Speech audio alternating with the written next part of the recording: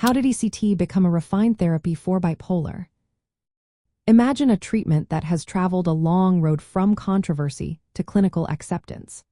Electroconvulsive therapy has a fascinating history that highlights how medical science evolves.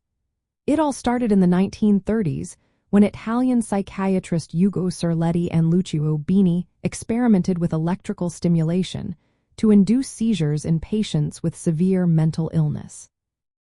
They noticed that some people with epilepsy seemed to experience mood improvements after seizures, which sparked the idea that controlled seizures might help treat psychiatric symptoms.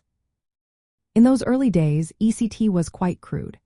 It was often done without anesthesia or muscle relaxants, which led to significant side effects and discomfort. Public perception was largely negative, fueled by media portrayals that painted ECT as dangerous or inhumane. Despite this, doctors kept exploring its potential because, in some cases, it worked when other treatments failed, especially for severe depression and mania.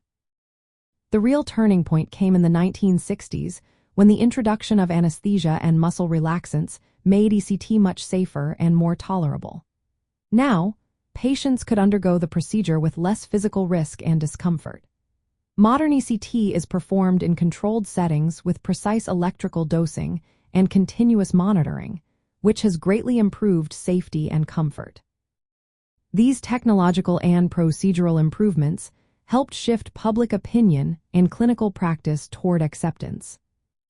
When it comes to bipolar disorder, ECT is now recognized as an effective option, especially during severe episodes of depression or mania that do not respond to medications.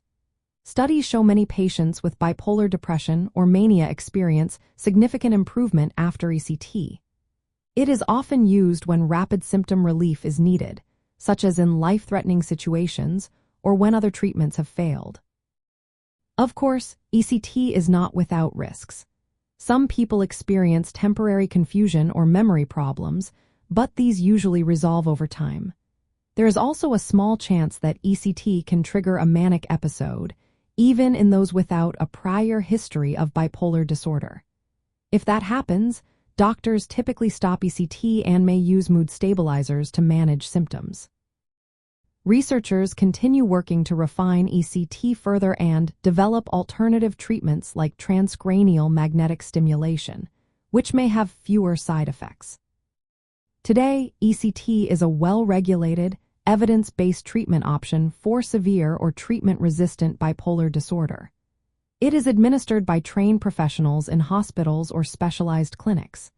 The decision to use ECT is personalized, based on the patient's medical history, severity of symptoms, and how they have responded to other treatments.